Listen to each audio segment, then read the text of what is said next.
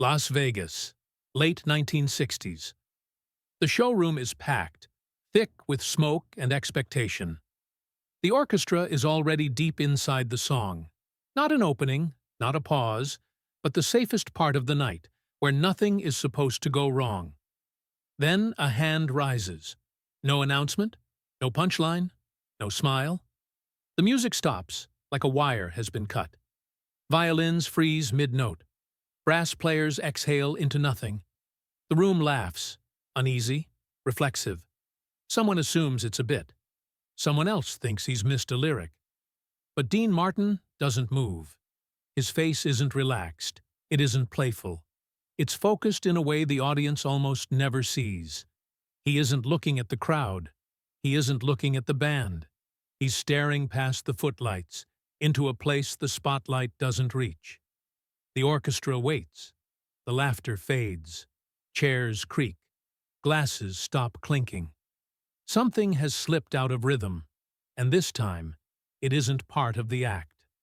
The audience doesn't know it yet, but this pause wasn't planned.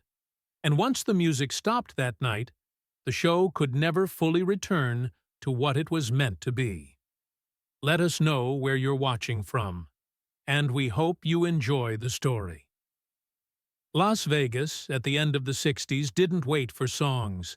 It waited for posture, for how a man entered the light, how long he let the room breathe before giving it what it wanted. In the showroom, the ceiling felt low from cigarette haze, the tables crowded with glasses that sweated onto linen, the audience leaning forward not to listen, but to measure. They came to see whether he still had it. The calm, the looseness, the sense that nothing on that stage could surprise him. Dean Martin stepped out without announcement. No flourish, no urgency. The orchestra eased into a familiar opening, and he let them have it, half a bar longer than expected, before lifting the microphone. The glass was already in his hand. He held it like a prop that had learned his fingers, not like a crutch. The half-smile landed, settled, stayed. People relaxed the way they do when the pilot's voice comes on steady through turbulence. The myth was that he was drifting, that he showed up softened by drink and charm, and let the night carry him. The truth sat in the margins. Every pause had a length.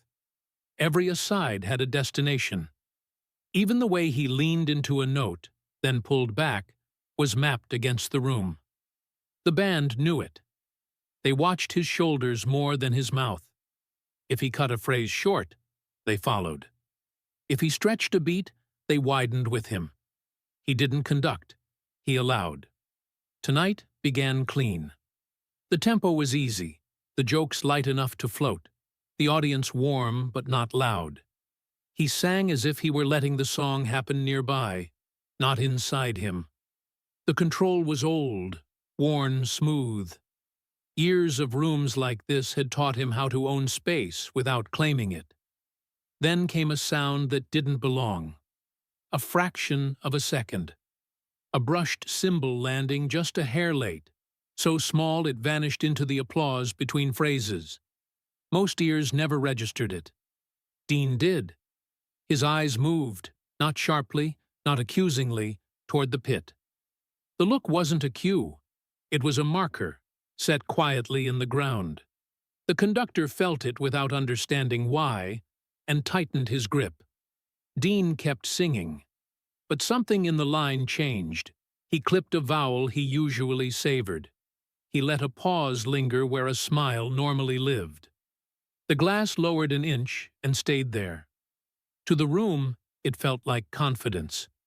To the musicians, it felt like a door closing softly. The song reached its turn, the place where he often wandered. An aside, a wink, a joke that told the crowd they were safe. Instead, he took the corner clean. No detour. The orchestra adjusted on instinct, matching a tempo that had shifted by breath, not by count. Nothing had gone wrong. Not yet. But the air had tightened, the way it does before weather changes. The audience leaned back, satisfied. unaware that the balance they trusted had been tested.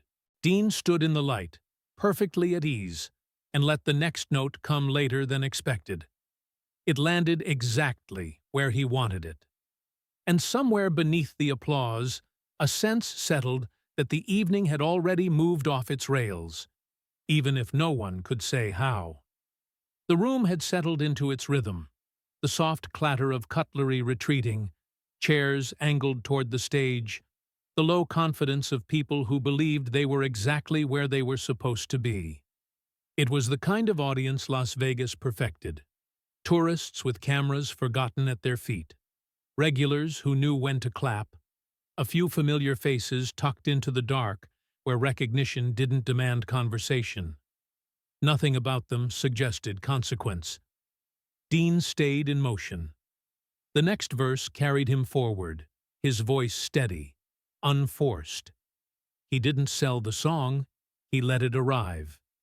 His eyes drifted across the front rows without stopping, a practiced sweep that took in posture more than faces. He had learned long ago that trouble rarely announced itself.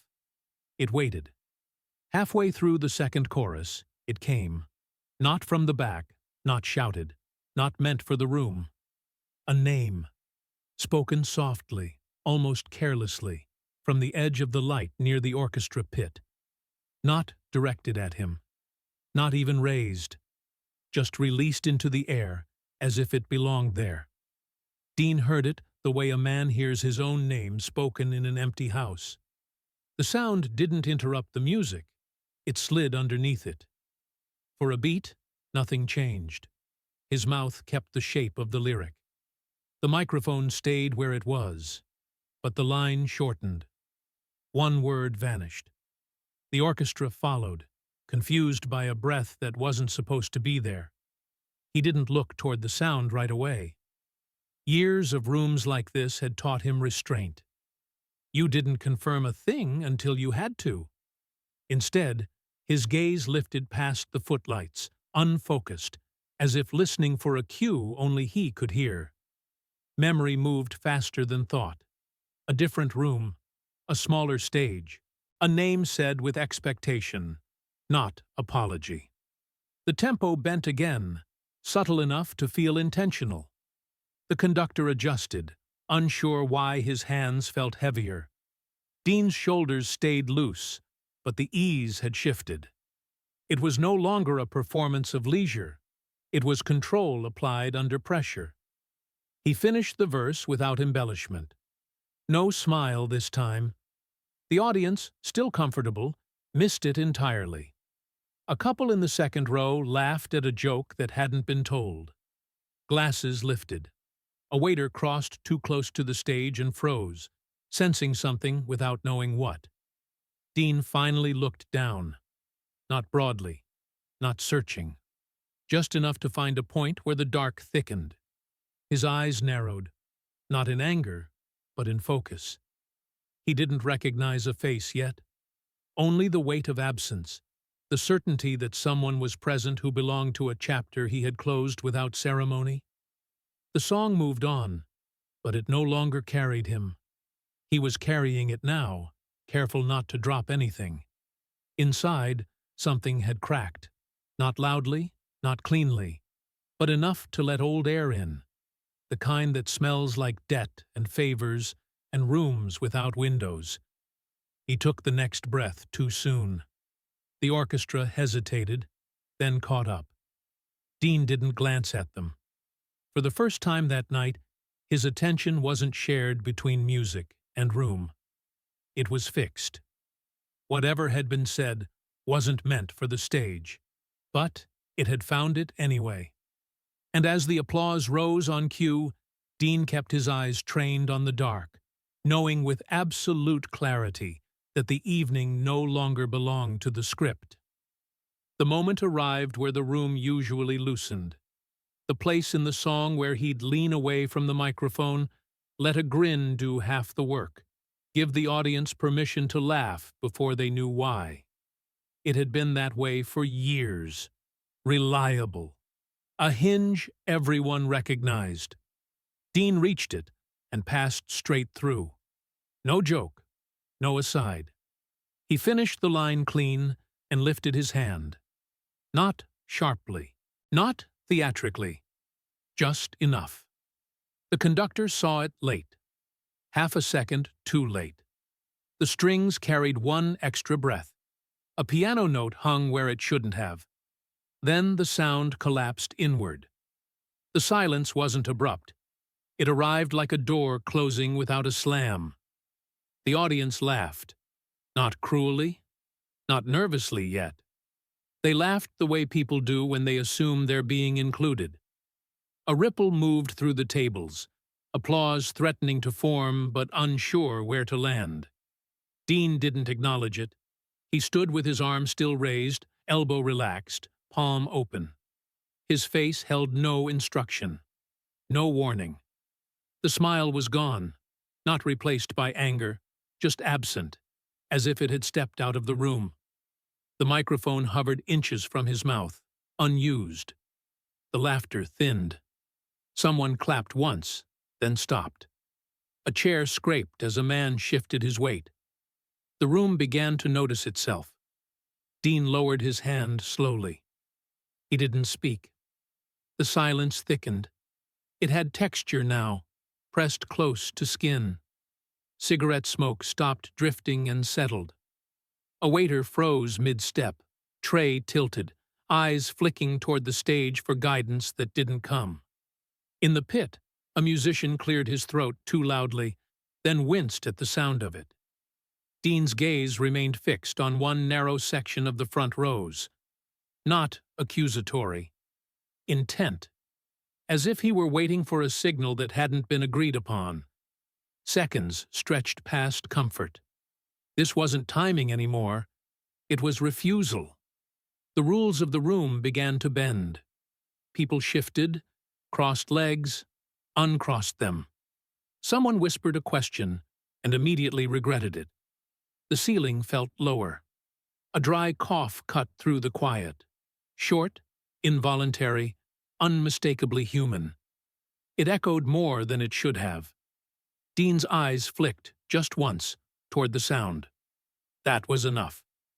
He took a small step backward, closer to the orchestra than the edge of the stage. It was the wrong direction. Performers moved forward, toward light and reaction.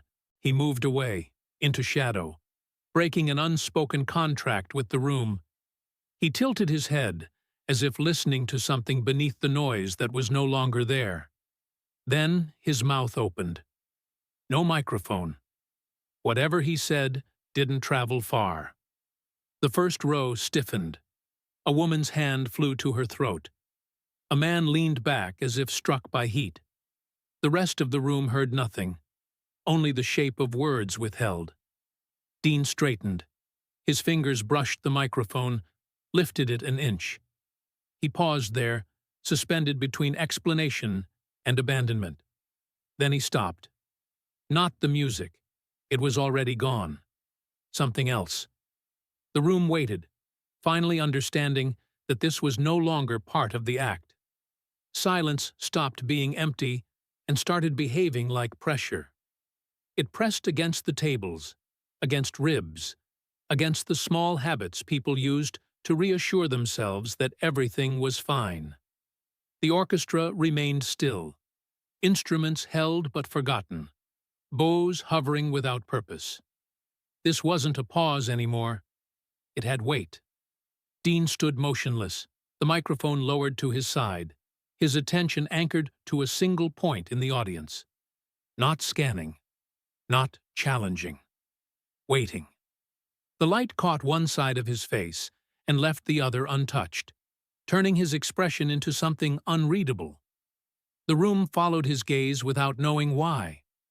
Service slowed, then froze.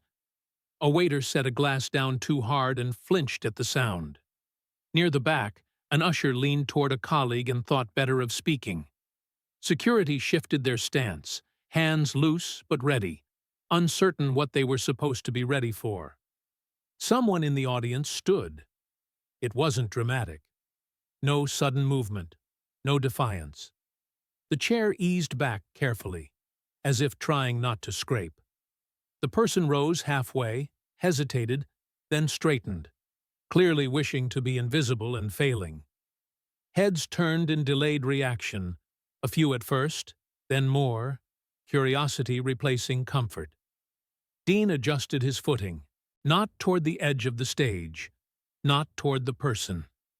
He stepped inward, closer to the orchestra pit, breaking the clean line between performer and band. It was subtle, but wrong enough to register. Musicians felt it before they understood it. The conductor's eyes widened, then dropped. This wasn't choreography. This was containment. Dean spoke, not into the microphone. The words stayed low, stripped of projection, meant only for the front row. Whatever he said didn't carry, but its effect did. A man's jaw tightened. A woman inhaled sharply, hand pressed flat against the table as if steadying herself. The sound never reached the back of the room, but the reaction rippled outward, confusion blooming where laughter had been expected. The silence changed again. It was no longer waiting for a punchline. It was listening. Dean let the moment breathe. He didn't advance, didn't retreat. His shoulders stayed relaxed, his hands visible. There was no threat in him, only restraint, and that unsettled people more than anger would have. He lifted the microphone slowly. The room leaned forward as one. Then he didn't speak. Instead, he turned his head toward the orchestra and gave the smallest movement. Barely a shake. No. The conductor froze. Fingers tightened around the baton, then loosened. No cue came. The instruments remained silent, their stillness now deliberate. The person who had stood hesitated, eyes darting, calculating exits that suddenly felt too obvious.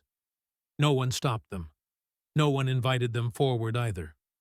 The room held its breath, unsure who was being protected. Dean stayed where he was, gaze steady, refusing escalation. Whatever this was, he was keeping it from becoming something else. The lights didn't change. The band didn't move. The audience didn't applaud. And for the first time that night, everyone understood the same thing at once. This was no longer entertainment. It was restraint in real time. Dean finally raised the microphone, but not with the timing of a performer reclaiming a room. It came up slowly, as if he were weighing whether the sound it carried deserved to exist at all. When he spoke, his voice was even, unadorned, stripped of the familiar ease that usually wrapped his words in velvet. "I want to tell you something," he said, not louder than necessary. "Not a story. Just something that happened." The phrasing mattered. It disarmed the instinct to listen for a point. He didn't name a place. He didn't name a year. He spoke as if time were irrelevant, as if the past he was stepping into could still reach the edge of the stage.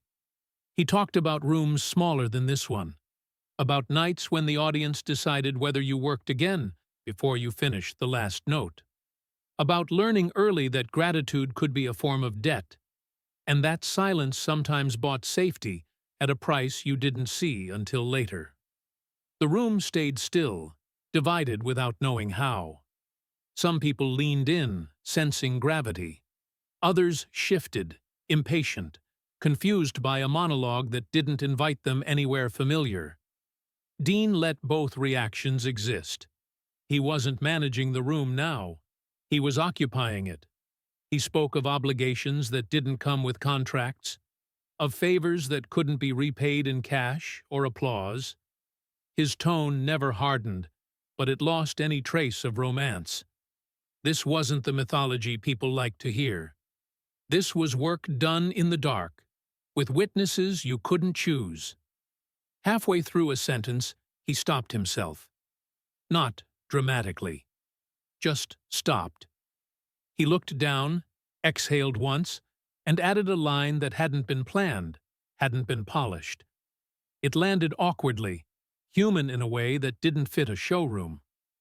"I should have handled it differently," he said. No explanation followed. None was offered. The words sat there, unclaimed. Some in the audience felt the instinct to absolve him rise, and realized there was nothing to absolve without knowing the charge. Others felt excluded, suddenly aware that this wasn't meant for them at all. From the pit, a soft sound emerged. A single instrument testing the air, tentative, like someone knocking on the wrong door. Then another joined it. No cue, no signal. The orchestra had begun to play, quietly, respectfully, trying to restore shape to the evening. Dean's hand came up again. This time there was no softness in the gesture, no hesitation. The music stopped instantly. He lifted his eyes, scanning the room for the first time since the silence began, then focused back on the same point as before. When he spoke again, his voice was calm, but it carried a boundary. "Tonight isn't about the song," he said. A pause followed, not empty, but intentional. Then he said a single word. Not a name, not an answer. A word that belonged to wait. It changed how the room understood everything that had come before, without clarifying any of it. Dean lowered the microphone. The silence that followed wasn't confusion anymore. It was recognition. The word he had spoken didn't echo. It settled. Not into applause, not into argument, but into that uneasy space where people realize they've been made witnesses without consent. The room didn't know what to do with it, and that uncertainty spread faster than noise ever could. In the front rows, the person Dean had been watching shifted, then stood again, this time with purpose, not defiance, an exit. Chairs moved too quickly, betraying the intention to leave unnoticed. A ripple of attention followed, sharp and instinctive, the way a crowd reacts when it senses an ending before it's announced. Security stepped forward, not aggressively, professionally. The muscle memory of intervention. Dean didn't turn his head. He lifted one hand, palm outward, low enough that only those trained to notice signals would see it. "Stop." The guards hesitated, exchanged a glance, then stepped back. It was subtle, but to the room it felt like a line had been drawn and erased in the same motion. Whatever was happening would not be turned into a spectacle. Dean spoke again, but not to the person moving toward the aisle. He addressed the space between them, the years that stretched behind the word he'd chosen. "There was a time," he said, "when my name wasn't on the door." The sentence didn't reach for sympathy. It stated a fact. He talked about early work, places where decisions were made elsewhere, where you learned quickly who owned the silence and who borrowed it, about understanding that saying nothing could keep things smooth, even when it bent something inside you out of shape. He didn't say what he'd done. He said what he hadn't. The shift was quiet, but unmistakable. He wasn't explaining. He was assuming weight. The kind of responsibility that doesn't come with a receipt. "I let things stand," he said. "That was on me." It wasn't an apology. It wasn't framed as regret. It was ownership, delivered without flourish, and it landed awkwardly in a room trained to respond to charm.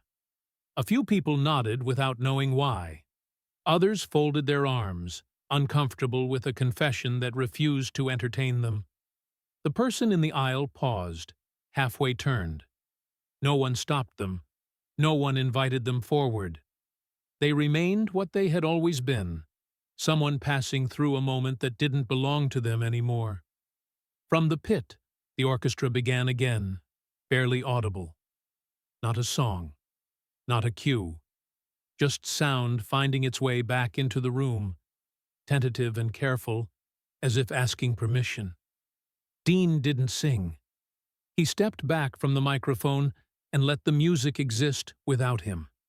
It was the most exposed gesture of the night, and the room felt it. The star had removed himself from the center and left the moment standing on its own. After a few bars, he spoke once more, almost conversationally. "Sometimes the right show," he said, "is the one you don't finish." The lights softened by a fraction. Not an ending, an acknowledgement. No one clapped. And in that restraint, the meaning finally settled. This decision had never been for them at all. The word he had spoken didn't echo. It settled. Not into applause, not into argument, but into that uneasy space where people realize they've been made witnesses without consent. The room didn't know what to do with it, and that uncertainty spread faster than noise ever could.